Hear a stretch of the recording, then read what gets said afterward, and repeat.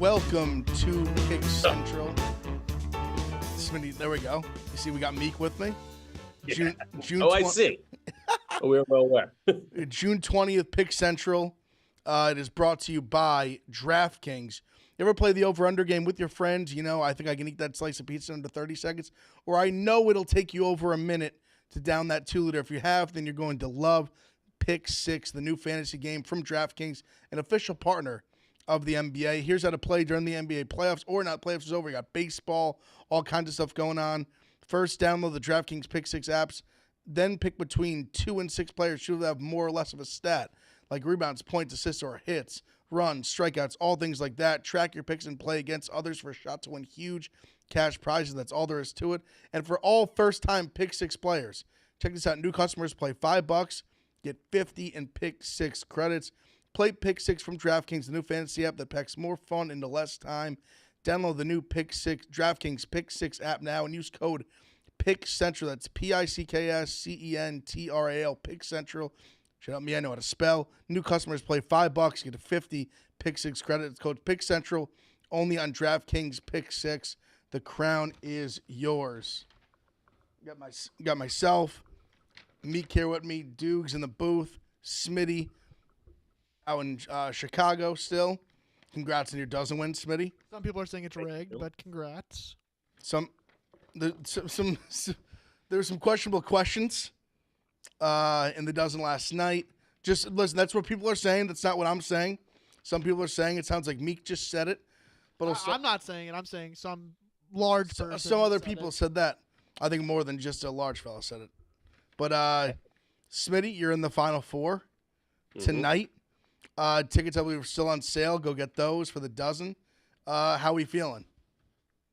Oh, we're feeling great. Uptown Balls we've been a wagon all year. Glenn, you just missed out on MVP. Tommy is so far above anybody else in terms of his ability just to recall useless stats from 2011 when it comes to baseball and like college basketball. And we're having fun out there. It's good. We're definitely just playing with house money and see where it goes. So we're fine with that. What's the matchup? Who do you guys play tonight first? We play the Booze Ponies, which is funny because I was on Wake Up Mincy, which was a time, by the way, and saying that I almost feel like if we win this match, I would almost feel like we lost because I enjoy watching the Booze Ponies so much. They remind me of me like 10 years ago, just awkward, meat sticks, having a fucking bro time. And it's wonderful to see. They're a little bit of like they have a little early Uptown Balls in them. A little bit, but they're way more meat than Uptown Balls. That's true. No, that's true. But I feel like there's a level of, when I watch them, like I feel like this year, it's kind of been discovered that Dana's this like trivia savant. And I feel like that was kind of early, you guys, with like Glenny, Glenny was kind of unassuming, and then you're like, oh my god, this guy, he's one of the best players in the league. And I feel like Dana was kind of similar, where no one realized that. Everyone's like, oh, this big galoop, but then he just can memorize. He literally knows everything about the NBA, college to NBA, and it's like relatively well rounded. And then Fights on there. Fights has got some of the other like pop culture and that movies and that kind of thing. Yeah, and an adjective for Dana, a galoop is perfect. A galoop, a Goomba, like that's what he is. And it's going to be fun because Fights is apparently on a trip to France, and karma's a bitch. If the Beer Olympics didn't have to be rescheduled, they would have their full team there tonight, but we'll see what they have to do. That was some of the chatter in the office here this morning. Before we go on to some others, I want to ask, what's been like the general vibe in Chicago? I feel like I'm the only one on the show that has been out there. What's like the general vibe been all week? It's good. It's communal. Dave left off the dozen saying he had cancer. That was a little disheartening. So, but he seems to be like okay. So that's good. But I mean, it's just everybody's here, good spirits, having a good time. Jeff and the dozen crew is putting on a great production. Shout out to Steph, who has been the producer here for Pick Central for the last 2 days. It's just good vibes all around. Yep, she's great. I was gonna say, because we were talking about a little this morning, me and Robbie, that I had no idea of this cancer talk prior to that. So I'm just watching the dozen in my apartment, and Dave's just like, I have cancer. And Jeff's like, that's unfortunate, but the rules of the dozen are blah, blah, blah. And I was like, hold on a second. What's happening? Yeah. Yeah. And Dave's not, Dave doesn't bullshit with like stuff like that. Remember when we had the office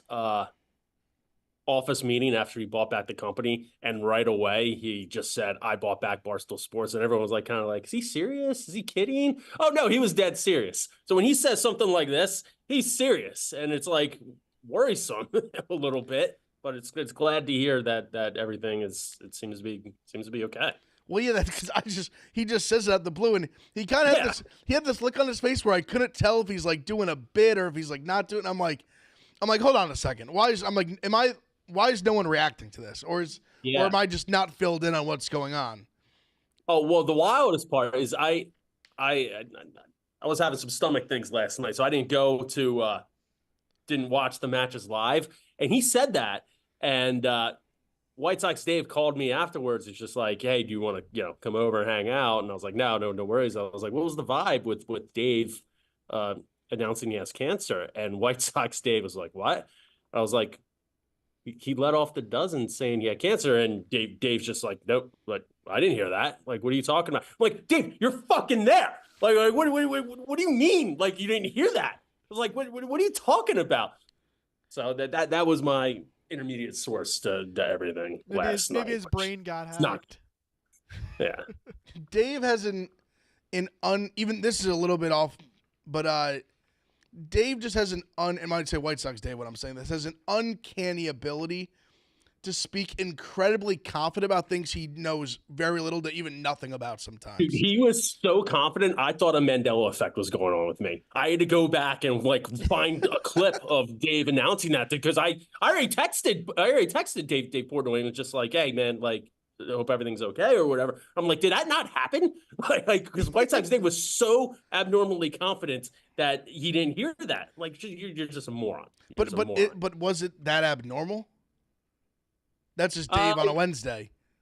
Yeah, I think it just caught everybody kind of by surprise more than anything. Besides White Sox Dave, obviously. Well, so I keep living with his head in a trough. I meant to say I keep saying Dave and not I meant White Sox Dave. That's normal for White Sox Wednesday for White Sox Dave. Oh yeah, he doesn't know what. Specify White Sox Dave, but I was gonna give a little rundown of the show for the people. We're gonna do some NFL season stuff, some player props, maybe some baseball too. But we'll do some baseball picks today. So before we get into that, I want to touch on just quick this Monty Williams situation. So Monty Williams has 5 years, $65 million left on his contract. He's 1 year into this contract, or completed 1 year. He gets canned. Now, the thing that I never understand with this, and I feel like it's becoming more and more of a trend with coaches, and I think partly it's because I think as like a society, we have less and less patience. I just can't fathom why you fire him here. I'm waiting for Meek to be like, they have the worst record in the league.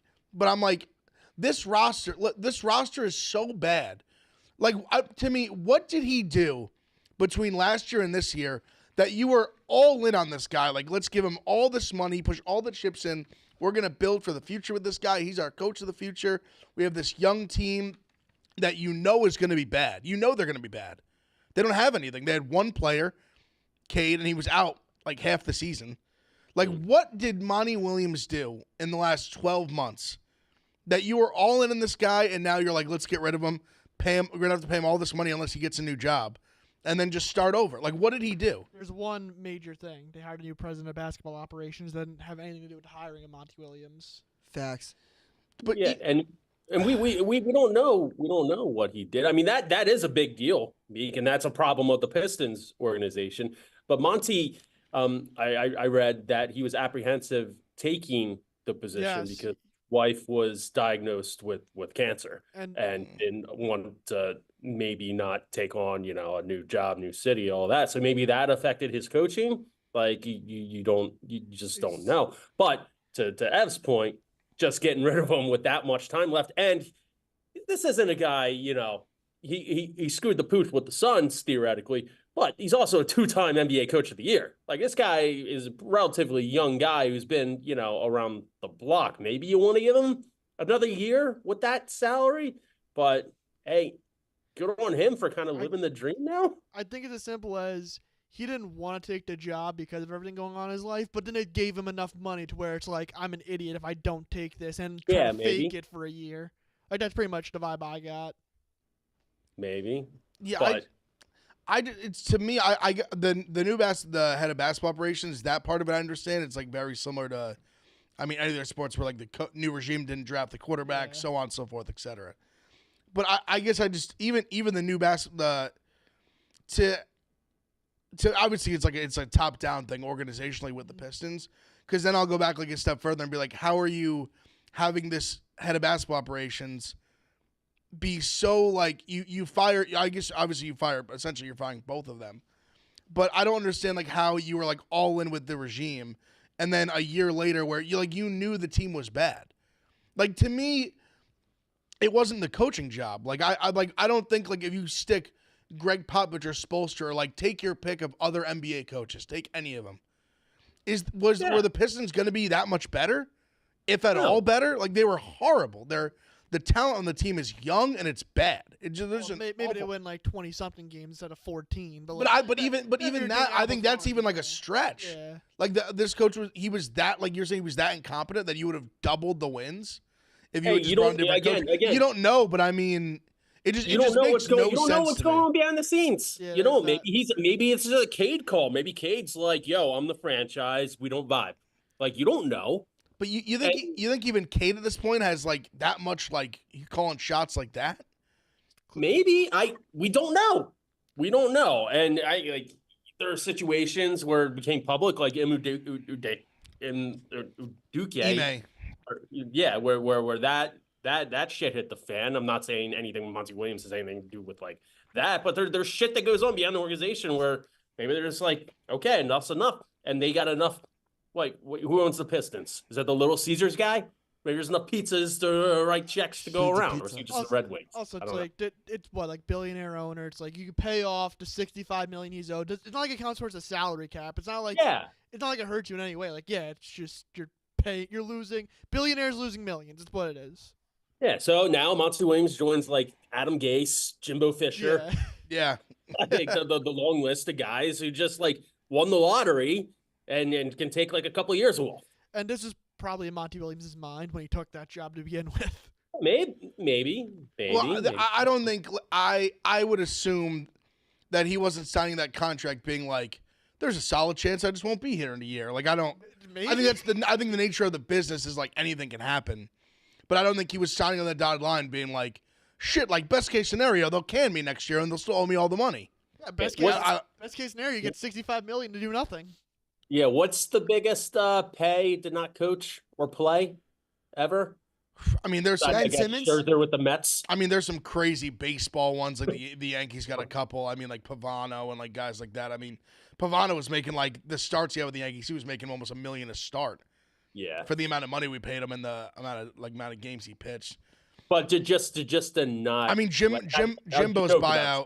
Jimbo's buyout. I'm trying to think. His might have been more than that. I think Jimbo was 75. I would say his was a lot. Chris Davis was a shit ton. Chris Davis, yeah. That guy might have got like $1 million a homer, probably less. I mean, more. I mean, 14. More. Yeah. You might as well not be playing for like Anthony Rendon, like. And then you have the technicalities with like Bobby Bonilla, even Ohtani's contract.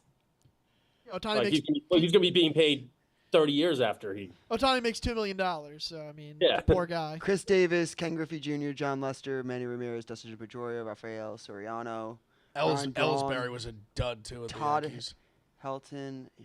Oh yeah, if you look at like large like deferments, like. Yeah, the deferment I was just looking at. Did you see that from here? What's up? Did you see that from here? No, but you were listing off names that I've heard like over the years, like so July 1st is deferred like Bobby Bonilla Day. But it's also a day where like every player that got money deferred, that's Gotcha. when they get it like after. It's like the Braves I think were paying Brett Saberhagen, I think, or something. Didn't Cano fleece a lot as well during the contract? I mean, we paid him he was owed like 40-something million when we paid him off. I wouldn't say I know the Mets a little bit for sure. But I mean, college football, there's been a few like obviously we talked about Jimbo last year. Scott Frost got a shit ton before Rule came in. He got a ton of money. LSU paid Ed, right? Yeah. Ed Orgeron got a ton of money. There's been a bunch. Like college football is a ton. Because college football, all you got to do is they just bring in the donors and be like, hey, you guys want to win? Pony up some money. Let's get this guy out. Bring the new guy in. Boom. We'll win. Yeah, college football, it's almost easier because it's strictly if you just have a big donor base, you're basically just asking them, hey, like, you guys want to pay for it? And they're usually just like, yeah, we'll all pull in some money and get it done. But it was funny. I think Gilbert Arenas said something about this yesterday on his podcast with Monty Williams where something just basically with the – like, obviously it's so different with coaches. I think Meek said it too before where, like, it's not – there's no salary cap. Mm-hmm. Like, there's no – like, it doesn't have any play on the salary cap. So just – like, wasting this money away is kind of just like money in the wind for the billionaires. So I guess on that end, I understand if you really just don't believe in the guy, but and like his new regime comes in, but I don't know. There's just like a fundamental thing for me with we've just seen it so much with coaches now. Like I feel like we've seen numerous coaches in numerous sports for the last like 4 or 5 years that get fired after like 1 year, and I'm just like, what could they have done? How long did Derek Fisher last? Was he fired year one or did he get a second year? I think I thought he did 2, but maybe he only did 1. I know he was fired for like non-basketball reasons, but basketball reasons at the same time. Yeah, the Matt Barnes situation. Barnes. Also, I was gonna say there's been a few in the NFL recently, like Steve Wilkes had the 1 year, like Lovie Smith, like recently had like the 1 year with a bad team where it's like if you fired this guy after that season, like he was literally a placeholder for you. Derek Fisher did get the second year. But I think everybody saw that besides Lovie Smith, kind of. But it was one of those where, like, I don't even know what he could have. Like, I don't think there's anything he could have done to not get fired. Oh, make the playoffs. Something. But I'm saying, like, the team was extraordinary. But the roster was so bad. Like that was. I mean, you could have like dug Vince Lombardi out of the grave. Like he wasn't coaching that team to the playoffs. Like no one was. Wasn't running the wishbone. Yeah, right. Ron Washington is in a similar spot with the Angels, where like people were telling him, "Don't take this job. You're better off in Atlanta being a third base coach." And he took the job, trying to prove a point, I guess.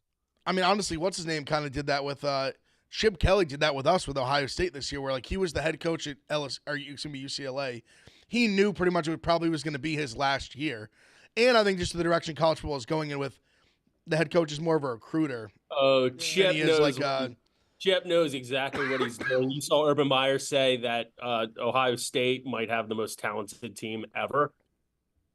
Chip is going to put up some points with that offense, and then you want to talk about a big-time job right after that, it's going to be ripe for it. No, for sure. I mean, I just think he was going to go. I mean, he basically took like a slight pay cut. I think he's still making like I think $2 or $3 million to be the offensive coordinator. And he basically was the one who put on Day. So it was kind of a no-brainer. Like Day was kind of part of his coaching tree. So now Day almost kind of like returned the favor and was like, you run the offense and I'll actually be the CEO. Yeah. It's kind of like, why not? No, it makes all the sense. I mean, I know just the firing coaches after 1 year thing is just very weird to me.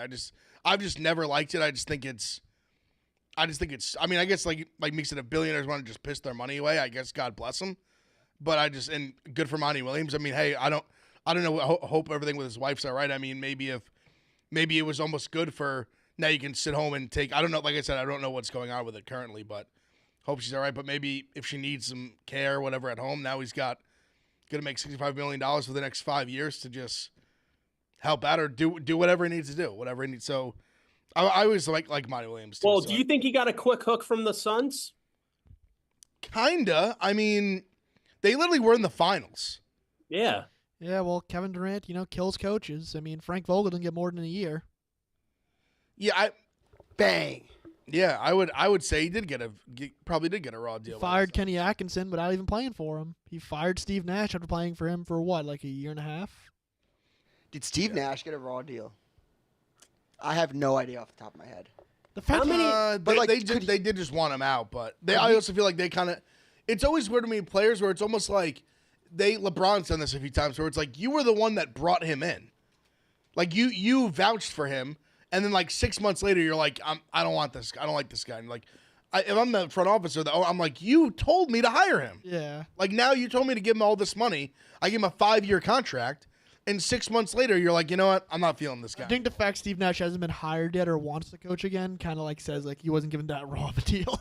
But I mean, he easily could just not want to coach. I mean, think about it. He doesn't need the money. Like he doesn't need to coach for money. He's like an entrepreneur. He made a bunch of money in the NBA too. Like if that was my first experience coaching, I'd kind of be like, why the fuck would I do this again? The same guy that literally brought me in just like didn't cut me at the knees 6 months later, and guess what? Without me, they didn't do shit either. True. I got a good Kevin Durant question. So there is some smoke to that fire of Durant and coaches, but how many times do we think Kevin Durant has said something to a Meek Phil account on Twitter? Because it's not 0. Oh, it's got to be like in the thousands, probably more. Thousands, you think? Oh, 1,000? Are we counting his burners or? Well, yeah, obviously. Sure, I mean, you're not counting his real account. I was gonna say his real account probably is in the hundreds. His like burners. And he's replied to you? Not to me. Are you saying like his internet trolls in general? No, I'm saying you. Oh, to me. He's definitely replied to me before on his burner. On a burner, he's definitely replied to me. Definitely not 0. Yeah. It's burners. Yeah. Oh, yeah, baby. I don't know. And Also, before we move on, Smitty, I want to tell you this because I watched a clip this morning. It was from like 2 months ago, so you might have seen it, but I just wanted to bring it up for you for a Doc Rivers like roast session real quick. When he was on, so Nate Robinson was on, it's called The OGs. It's Mike Miller and Udonis Haslam's podcast. It's actually a good podcast. I like watching clips of it sometimes on YouTube. And Nate Robinson talked about, it was when he got traded he was on the Knicks, he went to the Celtics. And he had like basically an incentive in his contract where it was X amount of games. It was like a $1.5 million kicker. And he even said himself, he was like, I never got a big contract with one of these guys. Like, I need like all this money, like here and there, $1.5 million, a lot of money. I need that. Needed that at the time. And all he had to do in this game, it was like the last game of the season, whatever. All he had to do was just check in the game for even like a second. Like if he played 1 second, he gets this bonus. And they're like, everyone knew, he knew, like the players knew, blah, blah, blah. Purposely just did not put him in. That's crazy. That's a common thing in sports. So though. crazy. Like, but in a game that was essentially mean, like there was no like crazy for seeding or anything, or even acting like Nate Robinson is like such a liability that you couldn't put him in for legitimately like checked him in for like the last like 10 seconds of a quarter. And this was what, Celtics 2011? Yeah, probably around there. I don't know the exact year, but probably around. That's Doc to a T. I mean, you're talking about team morale and shit like that. I wonder if Danny Ainge maybe said something to Doc, and like since Doc is such a kiss ass to upper management and people, like he would just like follow the orders. But that is so dick. But even Ainge, like the incentives have nothing to do with like the salary cap. Like it's like it's not like it's coming out of Ainge's pocket. Like what does Ainge care if he gets the bonus as somebody, especially since Doc played in the NBA and has a son in the NBA and has a son-in-law in Seth Curry in the NBA and Nate Robinson, who just seems like, we don't know him personally, but like he was a popular, definite fan figure for a while. He seemed like he was a grinder and a decent dude. Just to do that that's the biggest dickhead move you can do to somebody. And he had, really is. And he had, so they because Udonis and Mike Miller were both, they didn't try to throw shade at KG and like Paul Pierce and them, but they kind of were like D Wade and LeBron like would have 100%. Just like basically checked. That's another thing. Like checked him in for you, or he was like Rondo had even. I think he said something about Rondo basically being like, oh, like hold on, like I'm like basically faked hurt at like the end of a quarter or something, and been like, Nate, come in, and just like basically checked him in the game as a player. That's also a fair point. And then he kind of his boys have to do something. The second that kind of he didn't, you could tell Nate did not want to like trash like KG or Pierce or anybody, but it was just I thought about, it was one of those I instantly thought about you when he said it, and I was like. Because they were joking. Because Nate kind of threw shade to start the clip. Like he was like, yeah, like he's whatever. Like he's with the Bucks now. He was like, it seems like he just fucks everything up everywhere he goes. To be honest, that's probably the worst thing he's ever done. That's brutal. I was like, holy, seriously, that's just personal. Like, why would you do that to somebody? This happened to our guy Victor Cruz on the Giants in 2016. Yeah, he's talked about this before. Where like everything was good mid-season, they're like, well, you're gonna start hitting incentives. We're gonna start limiting your snaps. Like, it's a common thing that just doesn't get talked about, I guess. Well, but it is football goes against the cap, though, right? I don't think incentives, because I think incentives don't go against. That's how they're able to like work them in, because if they'll try to like wiggle around the cap, they'll try to give you like very easy incentives to hit if they want to like really work with you. Mm-hmm. But in the NFL, I feel like you always hear more of like the good stories. Like you hear more, they're like, oh, like it's like a week seven now week 18 game. No one cares. Like this guy needs like 5 catches. Like let's get him a couple screens. Like let's try to get him there and get that $500K or whatever bonus. Week 17, 18, we're always prop hunting for the guys with incentives. Yeah, like a guy that's like that guy needs like one more sack. Like we got him pinning his ears back on 3rd and long. Like just go after it. And then there's Antonio Brown, who has the incentives that 1 week and just left the field. Yeah, that too. But just checking into the game, and Nate Robinson, that's absurd. That's like absurd. it's acting like he's like that much of a liability that you can't put him in for for literally 10 seconds. Wasn't he like a cult hero in Boston during that time? He had some. Was that New York? It was more with the Bulls. Well, New York he was, because he won the dunk contest and he was good, but he had that really nice run with the Bulls where he was scoring a lot. And he was a folk hero wherever he went. He just the man. Like any guy who's like 5'9" who can jump out of the gym and legit score. I mean, that's going to be a likable guy in basketball. I can. You know when those we're just recently where we were talking about Al Horford. Like, who do you think of him on? Nate Robinson's one of those few guys where if I close my eyes, I'm like, oh, I picture him as a Bull, and I'm like, wait, I see him as a Knick, and I'm like, I see him in the Celtics uniform. Like he does fit kind of those. Was he on any? I'm sure he was. No, he's on a few. I think he was on. Ended with the Pelicans. I'm pretty sure. I was gonna say that's disgusting. He had to have played for at least like I would guess like 6 teams probably. Dukes, most iconic Celtics Nate Robinson moment. What do you think? What is it for you? Was it the block? For me, it was. I think Ev remembers this game. Amari had a shot like a .4, but like right before that, Paul Pierce hit a game winner, and Nate Robinson was jumping on Paul Pierce's back. Yeah. That's the moment I remember. Nate Is that Robinson a meme now? Let's see. Might be. Played. Oh, his most iconic moment was the dunk contest. Oh no, yeah, I'm talking career. I was talking 3 of Celtic. them. Yeah. And he's played for 8 teams. 8 teams. There we go. Yeah. He's been around the block. Knicks, Celtics, Thunder, Warriors. I was gonna say Thunder, Nuggets, Clippers, and Pelican.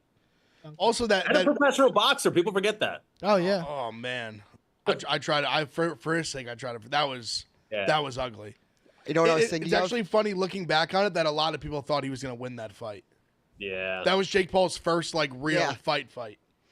I was thinking of Nate Robinson's block against the Celtics. Yeah. Which is weird because in my head I was like, oh, the block. He used to have that little with the hops. He would just come up from behind people. Yeah. When they didn't see him and they were just in their jump shot, he would just come from behind and just smack it out. He was Derek White before, but like 5'8". He was the king of his sneak attack. Can you guys name 2 other teams that Nate Robinson played for? Smitty just said them all. What'd you say? Yeah, Bulls, Nuggets. Like Thunder. Yeah, obviously Knicks. Thunder. Clippers. Yeah, Clippers. Nuggets. Random teams. I don't think Thunder. I can't. Well, he had a run at the end when he was kind of like hanging out at the end where I think he played for like a few. Like he probably played for like 3 or 4 of them the last like 2 years he was in the NBA. Yeah, like who could forget him on the Delaware 87? Hey, let's not talk shit on the G League. He also tried to.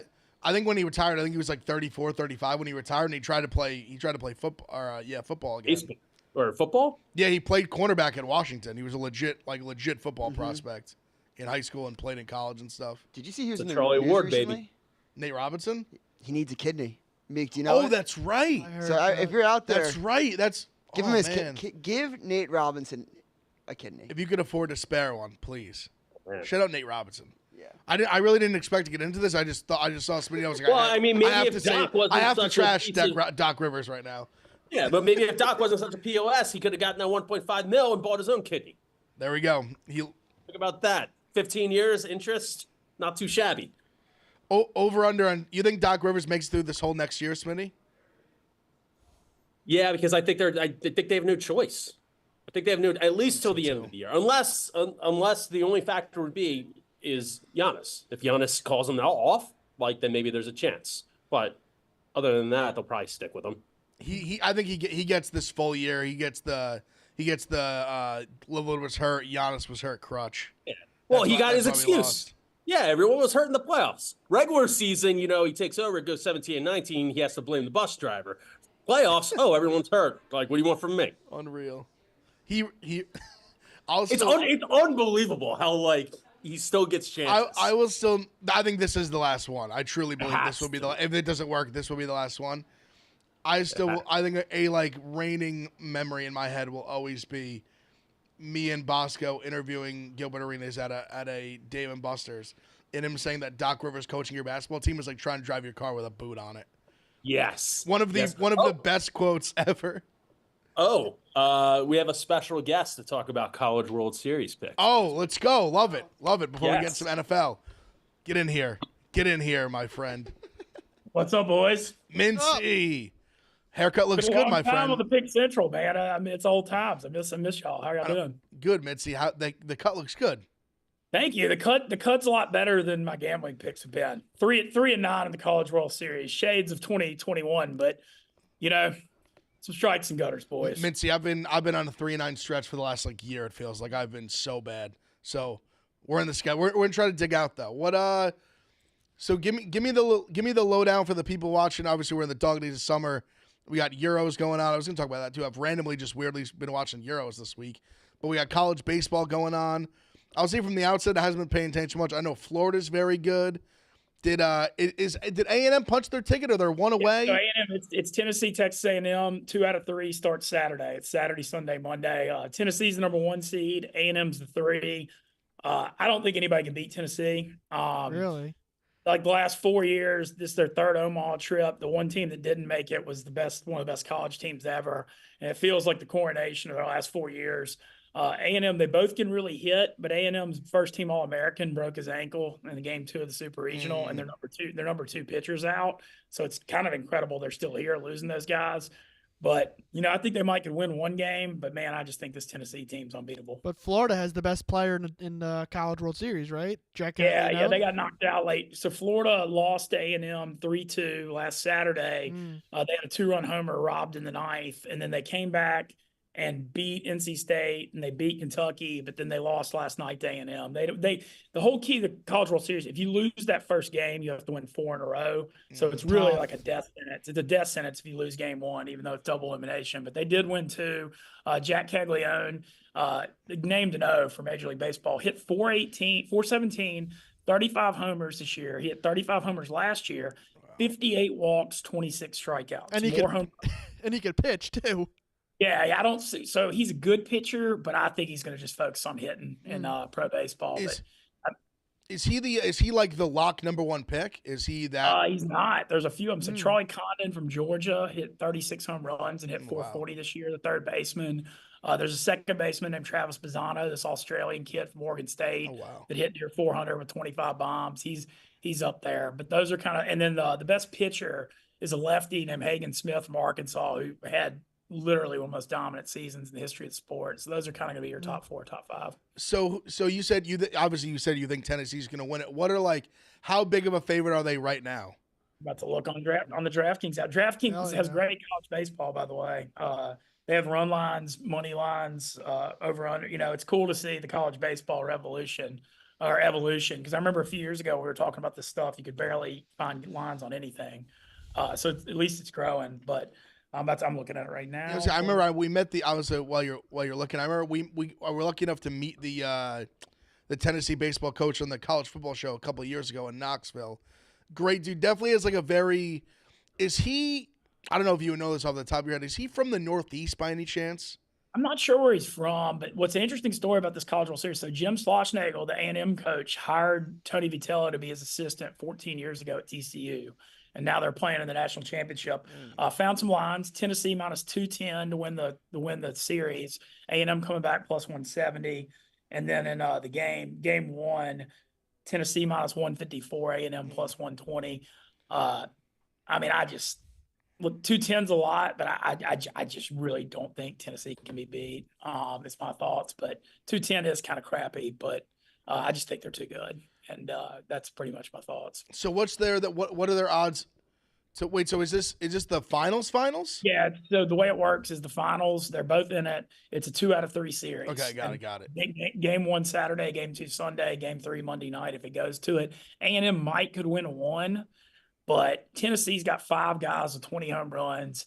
They have 10 home runs. They're 10 home runs behind the '97 LSU team that set the all-time record back when they had the metal bat. The bats really metal during the Gorilla Ball era. I mean, they're just so loaded. They got the second baseman, Christian Moore, who hit like 380 with 32 bombs. He hit for the game Friday night. He hit for the cycle by the 6th inning, and then he hit a 2-run double in the 9th with like 2 outs to keep him alive. Literally, it was like one of the best games I've ever seen a person play. Second cycle, five hit game. Jesus, the second cycle, like second ever cycle. Yeah. Second ever cycle in College World Series. Last one was 1956, and he had about inning. Yeah. 4 extra base hits. Jesus Christ. Yeah. So I think Tennessee's going to win it. Football-wise, they have been following, man. I think Ohio State's going to be – I mean, y'all are always really good, but, man, they've really reloaded the war chest with the NIL this offseason. It seems like they've, been getting everybody. I think they're obviously going to be awesome. Biggest Ole Miss football season in the history of the school. Number 4 preseason. I actually believe, though, I don't think it's like a fluke thing. Because when you look at Ole Miss the last few years, even when they've won 10 games, we've been small line of scrimmage. And this offseason went out, got the 2 Washington guards from the team that made the national title, got the number 1 interior offensive lineman for Southern Miss, got a tackle from North Carolina. So you got a whole new line. And then you got Walter Nolan was the number 1 player in the portal, the 335-pound defensive tackle. You got a second team All-SEC edge rusher from Florida. Just like the one thing Ole Miss hadn't had those guys in the line of scrimmage to match Bama, Georgia, Ohio State, et cetera. Now they got them. So I feel good about it. That's what I was going to say. I was going to return to you, Mitzi. I was like, Ole Miss looks, I mean, you just laid it out for us, obviously, but they look unbelievable. I mean, Jackson Dart's unbelievable. I mean, he's really, really good. I mean, I'm a big Trey Harris guy. Yeah, no, I couldn't. That guy is last season. I think he was one of the more underrated players in college. I mean, that guy is a walking highlight reel. Oh yeah, I feel like every time I look at him, I'm like, this guy's making some catch. Like he's making an Odell S catch every week, every single Saturday. Yeah, it's crazy. I mean, they literally have an all-star team. Like Trey Harris could have been a second-round pick, but like I do stuff with the Grove Collective NIL, and this NIL crew threw the money down, to say the least, to keep this team together. But the receiving core, they got Juice Wells from South Carolina, was the number 1 receiver of the portal. They still got Jordan Watkins, who's a really good number 2, number 3 back. Caden Prescorn at tight end had like 140 yards, 2 touchdowns, and 3 one-handed catches in the Peach Bowl. He came back. Jackson Dart's a 3-year starter. Obviously, Quinshon Judkins going to be suiting up for the Buckeyes, but Ulysses Bentley had a good year last year, and then Ole Miss got 2 other good guys in the portal. So it's kind of like NFL. You spend the money on the O-line and D-line and figure out the running back deal. But I think this team's loaded, and they also got the Mississippi State's head coach is a defensive analyst now, which I love too. So, I don't know. This is it. I mean, I've never seen a school more all in for 1 year. 12-team playoff. I think if you go 10-2, you get in. Ole Miss will be they're underdogs at LSU October 12th, like 2.5 or 3 points, and a 7-point home underdog to Georgia November the 9th, and they're favorite in the other 10 games. So I think you go 10-2, you get in that playoff, and just got to stay healthy, obviously. But I think it's the real deal, just strictly because the line of scrimmage stuff. I went to that Georgia game last year, and Ole Miss just got wiped off the field. And after that game, Lane Kiffin had a meeting with our head NIL, just like, we got to get bigger and stronger if we're going to compete for a national title. And Ole Miss did it. Smart. I mean, they definitely did all the right things. I'll be rooting from afar unless they play Ohio State. If that happens, we'll cross that bridge when we get there. It might be a good problem for both of us to have. Yeah, I would love that for sure. I think the on-campus playoff game thing is going to be fascinating. The 5 through 8 seeds will host, and I predict it's going to be such a popular thing that they need to next year do the quarterfinals on campus too, because the 1 through 4 seeds, how are fans going to be able to afford, traveling for the quarters, semis, and finals? Like, no one can afford that. 3 trips all around the country around the holidays. Like, I think that's one thing you're going to see evolve, is that the quarterfinals also need to be on campus, and then you just do the semis and finals as travel, I think is where it's going to head. Yeah, I could see that. I could definitely. I'm sure they'll this is kind of like the guinea pig year, if you will. I would say we've talked about it with Rico because he's been going nuts over it. The schedule for the playoff is unbelievable in terms of just the way the games are laid out, dates and times. Oh, Fantastic. yeah. No, it's that December 20th, 21st weekend. Yep. Yeah, that's the 5 through 8 hosted. And I mean, you could honestly make an argument you'd almost rather be 5 through 8 to get to have a home playoff game on campus than get a bye. I got into a big argument with that with Notre Dame fans on Twitter about that because we did a show a few years ago in Chicago where it was Notre Dame, Wisconsin, and I came into that not really being very indifferent Notre Dame, and their fans were so brutal in that game and I was like I said, it was Wisconsin Notre Dame. I was just a third party just taking it in. And they were some of the most arrogant, awful fans. And now I truly wish nothing but the worst for Notre Dame, their fans, their school. I hope they lose in horrible fashion. And I made fun of how the non-conference, with not being in a conference, they'll never be able to be a top 4 seed. But basically them coming back and me saying we cherry picked it. So now if we ever even are a top 4 seed, we just get the 5 seed. And we just get the host home playoff game. But fuck Notre Dame, but I definitely they got a weaker schedule this year, but they do open at A&M. Yeah, that's gonna be awesome. That's gonna be interesting because Mike Elko at A&M, I think. Yep. It could work, you know. And Riley Leonard's at Notre Dame. Yeah. So it's the coach versus quarterback, both in new places. Should be very exciting. I'm wondering because I know game day is going to be there. I don't know anything concrete or even if there's rumblings, but.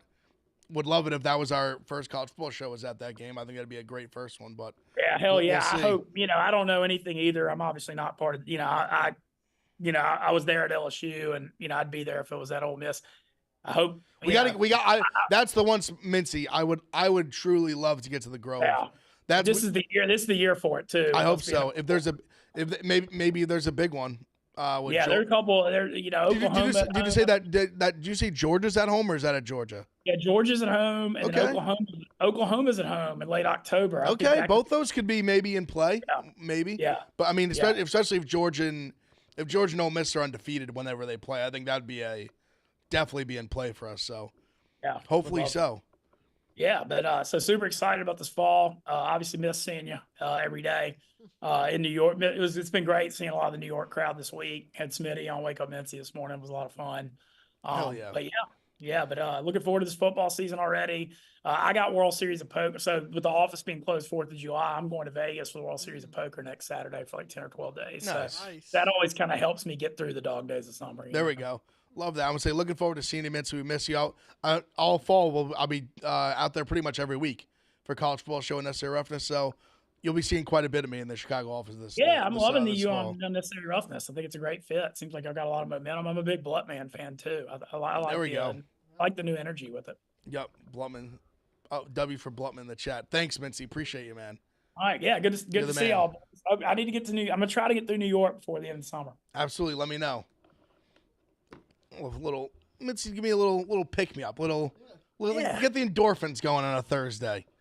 Everybody needs more Ben Mincy in their lives. I was just so quick, just because I prepared it. We'll do. We got like 10 or so minutes left. We'll do a few like NFL props up, and we'll do our baseball picks today.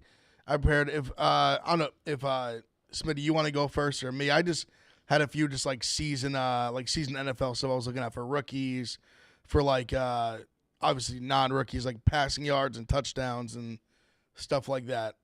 I'll run through them. Go nuts. Here, so the first I had a few for just season ones. Honestly, I think I like the rookie ones more. Because I think there's a few rookies out there that I think have some value in terms of their roles in the team and just whether. So the two that I had that I really like were both receiver ones, and I think they're both worth a couple darts, just based on I really think they're going to be just heavy targets in their rookie seasons. So Ladd McConkey have the most rookie receiving yards. It's plus 750. I mean, I think it's well documented.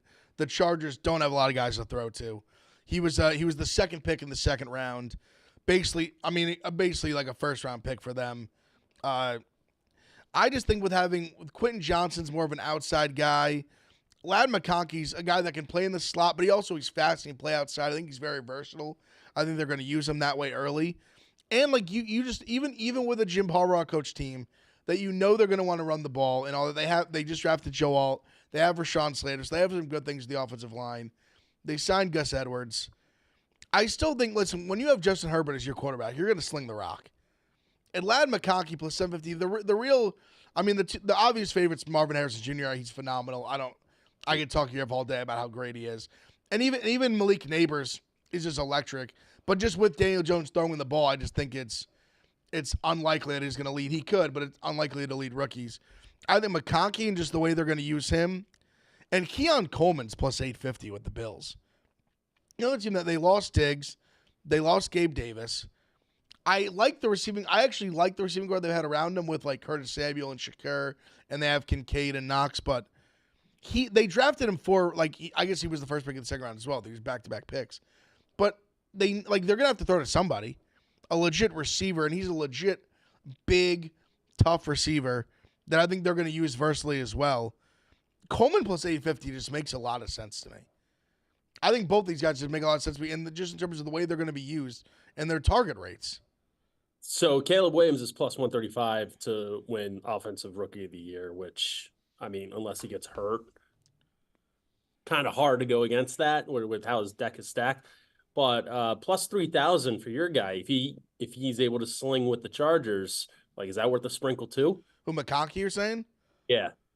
Yeah, I think him and Coleman are both very, very live. I think the problem with the Rookie of the Year, I like where you're going with it. My fear is that there's so many quarterbacks that were drafted in the first round that it's almost like one of them has to be decent. Whoever makes the playoffs basically wins Rookie of the Year. And just the team. Williams done a very good team. I mean, no one's talking more shit about J.J. McCarthy than me, but even just the situation he's in, if he is the goods and the receivers they have and the offensive line they have, he's got a lot of opportunity as well. Might go against JJ's. He's probably not starting week 1. Sam Darnold, I think, is going to be their quarterback. Really? We'll see about that. We'll see. I mean, it's possible, but It's possible. It's possible, but Honestly, that's the only reason I wouldn't take. Well, but to me, if he's not starting week 1, when Sam Darnold is the other option, that to me means he stinks. No, will JJ get enough games to even be considered at that point? But I'm just saying, if he can't step in day 1 and beat out Sam Darnold, that to me would be worrisome. I don't think it's worrisome.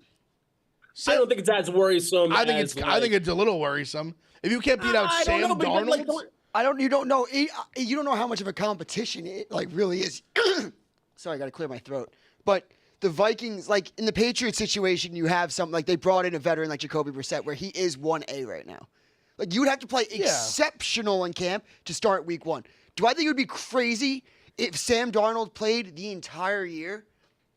I think highly of Sam Darnold, so I don't think it would be that crazy. But I do think if you're JJ, you got to go in at least week 7. Well, everyone talks about these quarterbacks being thrown into the fire. What if the Vikings are just we're just going to sit him this year and have him learn?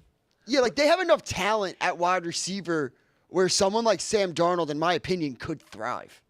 I think he could be all right. I just feel like a Sam Darnold, I just kind of feel like you know what you have. Listen, if he starts, you don't know what you have. I actually disagree. What do you? I'm the guys. How long does he have to be in the league before we know what he is? No, I get where you're coming. How many different teams? I 100% agree with where you're coming from. But if you look at what he's never, I'm not saying he's the type of quarterback even like a Mac. I don't think he can make players around him better. But if you look at what's around him, receiving wise, he could be good in this offense. Sure, but I mean, he could be. I think he could be fine. I guess at best. He didn't start off bad with Panthers. Yeah. They started off kind of. They were awful. Not bad. They ended up being awful, but he didn't start bad. But they played they played 3 dog shit teams and they won close games, and then they won 2 games the rest of the year, whatever it was. So they didn't start bad, correct? Sure, yeah. Yeah. I just think if you're JJ, I mean, listen, if he sits week 1 or 2, fine, I guess. But to me, if Sam Darnold is starting this entire season, I think that to me would be an indictment on they're seeing JJ and they don't love what they're seeing right away. I got 3 receiving yards props that I think are in play here. Number 1, CeeDee Lamb, if he plays, it's a contract year, and they're for Dak too, kinda. So, I mean, they're just going to – the targets are going to be absolutely insane. I actually think he's the number one receiving fantasy target this year. That should be going even over, like, it's tough to say over Jefferson, but, like, he's going to have an absolute explosion of the year. And then Garrett Wilson plus 1,400. This guy has had nobody thrown to him the past 2 years and has put up numbers. Still run for 1,000 both years with some of the worst quarterback play in NFL history. Just imagine if Rodgers is like even a shell of what he could be, what Garrett Wilson could possibly do. And a flyer would be Drake London. Kirk Cousins down there, new offense, chucking the ball around. I don't hate it. Here, plus 800. We're on the same page. I had written down Lamb as well. Lamb and Dak, like Lamb for our most receiving yards. Dak is an option for most passing yards. Here's a flyer that I wanted to run by all of you guys. Nico Collins, year 2 of Stroud. You bring in Diggs, which I think potentially could help out Nico Collins. I think Nico Collins is more of the big play threat. I think he has this incredible rapport with Nico Collins. Nico Collins to lead the league in receiving yards is 26 to 1. It's 20 to 1 right now. Or there's 20, or also 20 to 1 for most touchdowns. It's 20 to 1 receiving yards. I'm looking at it right now. And Tank Dell is 4,000 to 1. Well, he's also coming off an injury. I was saying Nico Collins, the most underrated wide receiver in football, in my opinion. I think he is right now, too. He's like, 6'5", and he's like a quick 6'5". Athletic. And to me, I love his versatility where, like, you can throw him the deep ball. He can run like a hitch. He can run he can just run every route. You can use him in every way you could use a receiver. I mean, you can throw him screens, like a deep ball, like slants. Like, he's a big guy that good hands can. Like and your rapport with Stroud, you're right. Like Stroud loves him. Like they love each other. Wow, the Ohio State to a Michigan guy, but we leave that in the past, the business now in the NFL. But him to lead the league in potentially yards and or touchdowns, both are like very big numbers. And I really think we could. I think this is like a season where we could get to the end of this year and be like, is Nico Collins like a top 10 receiver in the NFL? Yeah. Like I think there's a chance that we're having discussions that highly of him. And then we talk about Stroud. It's funny the way with like rookie quarterbacks where if they're good their rookie year, we immediately go to like, oh, sophomore slump. But if they're bad their rookie year, we're like, oh, like big jump year 2. Like Stroud was great last year. I don't see why he can't just light it up again. Like why? Like I think Stroud is the exception to a sophomore slump. Like he's just elite. Like the guy's just an incredible quarterback, and he has incredible talent around him. Like why? There's no reason to think why he would be better. Like we haven't seen him play bad football. Yeah. Basically, since like his first start at Ohio State as like a freshman against Minnesota. First couple games, like we've only seen this guy play elite football for the last like 3 years straight. I think he is the absolute exception in the role. I mean, if you're getting MVP votes, which did he? I mean, if not, then he was like close to getting. I'm sure he got some. Yeah, like that is at the quarterback position. He wasn't just like a fringe Pro Bowler and like, oh, this guy could be great. He's already great. He's like one of the best quarterbacks in the league. Like basically within like 4 or 5 weeks of the season, and he earned it. Absolutely. What do you got me? I have one NFL pick. Just keep this in mind, September 5th, opening night, I have Nelson Aguilar first touchdown score, plus 2,800. So just circle the calendar. That's my pick. I don't hate that. Now, what team is he on now? The Ravens. He's still on the Ravens. Yeah, they re-signed him. Yeah, why not? Also, actually, going out of the Ravens, Henry leading the league in rushing is like 10 to 1 or something like that. There's so many running backs, though. That's the thing. But with Henry, are they really going to? Like, what do you like? They should keep him healthy. Touchdowns, not yards. Imagine how many fucking touchdowns. Gus Edwards is getting like 2 touchdowns a game for the Ravens. Imagine how many touchdowns Derrick Henry's. I'm good with that too, but to me, Henry's in a spot where it's a one, just like the way he's ran the ball that like forever. Like he has no problem carrying the big workload. And the Ravens are a team that they're going to be winning games a ton. They're going to be up a ton. They're going to run the ball a ton. We know what they do. I think this offense just is fitted perfectly for Derrick Henry, as long as he stays healthy, to go absolutely bonkers. You're not wrong, but there also could be some load management to where it's like we want to keep this guy healthy for the playoff run. But even if that, like, I still don't even think that's going to be like a huge, like, I'm saying for the number he's at, like, obviously McCaffrey and them are like the favorites to do it. And McCaffrey, I would stay away from just because, like I said, load management. Like they're gonna want to keep him healthy for the run. And they like to rotate the backs. I mean, Dobbins isn't there anymore, obviously. Every team likes but they're gonna find somebody off the street again to like poach touchdowns. Like Latavius Murray might be back again, just scoring like 5 touchdowns in the last 3 games. Definitely possible. I just saw that number and just the way they just run their offense, and I just think the way he's gonna fit, I just think he's gonna get just a ton of burn there.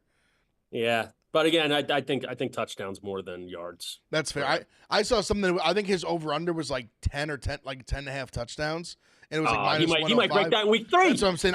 If he had like 16, 17, that wouldn't shock me at all. Yeah. I could see him having. I mean, I don't think it's crazy at all that he could have 5-6 games this year where he scores like twice. I don't think that's like out of the 100%. Question. I mean, when they beat teams up, like they just they run up the score, hammer you. Like in that second half, like. There's gonna be games where he gets 15 carries in the second half and just kills. Also, I'm gonna say this right now, June 20th. I'm officially worried about the Philadelphia Eagles. Okay, talk to me before we get to picks. I'm getting plenty of Dream Team vibes. First game is in Brazil against the Packers. Like it's a home game for the Eagles. Like that just sits totally wrong. Against a Packers team that, like, obviously can compete. You saw that in the playoffs. Nick Sirianni's back, and they're doing mini camp, and there's already seems like there's a power struggle between him and Kellen Moore or the offense. Like Kellen Moore was like, hey, we're changing up like 90% of the offense. And Nick Sirianni's like, well, we're maybe not doing that. And this, so maybe things are going to get tough to pick up. I mean, Vic Fangio is obviously should be an improvement on defense, but you just don't know. I don't know. The vibes seem not. Wow, Saquon Barkley on a team with bad vibes. Interesting. Him and Hurts are already working out together. He and Hurts aren't the issue. I mean, Antonio Brown isn't the issue. Devontae Smith isn't the issue. The offensive line shouldn't be the issue. You brought a losing player into a winning environment. I mean, there's lots of circumstantial things that can happen that can really put this team in a bad starting spot. And what we saw last year with the all-time collapse the second half of the season, they can't afford a fucking bad start. So, and I didn't want to continue the bad vibes, but you may or may not have referred to A.J. Brown as Antonio Brown. I don't want to say that's bad vibes. But that would be bad vibes. I'm just saying. You may or may not have called him Antonio Brown. Yeah, no, that's not good. That's not good. All right, we'll wrap up. We'll get to picks. Smitty, what do you got? I got one play. I got Seattle Mariners, Cleveland Guardians under 8.5 today. All right, I like it. I'm on the Cardinals money line later. What was it? The Rickwoods, it's called Rickwoods game. I'm on the Cardinals money line. I'm also on the. I'm going to be on the Yankees under 8.5 with a Gill. Gill's has been unbelievable. I mean, I love this fucking guy. Is he the best starting pitching rookie since like Fernando Venezuela? Seriously. Like a rookie come in like this. Jose Fernandez is pretty good when he came onto the scene. Fair. That's just the first guy off top of my head. head. Has been unreal, man. Like this guy, where did this guy fucking come from? He really did kind of come out. You're talking like out of nowhere, like then Gill or Heel, however you pronounce it, like that he's the guy. But I would say Gill is Gill. Also, it's like Paul Skeens is like he should be an all-star. Yes, but that's Gill's honestly been like better. Like Skeens came up a little later. Like Gill's been on the roster from day one, so a little bit different. But Cy Young. He's up there. He's definitely. I mean, he went from actually. It was on Twitter, so someone put it out. Where it must have been like a month or two ago, he was like 15-1, and then literally within like for Rookie of the Year, within like 2 weeks, he had like passed Mason Miller like and then some for Rookie. Well, Mason Miller wasn't even on the books at the beginning of the year. That's what I'm saying. That's what I'm saying. He's been that good. He's like just over 2 ERA. Mason Miller's been getting around a bit too. So that's what I'm saying. Like Gill's. When he gets to the Phillies favorite. uniform, he'll look better.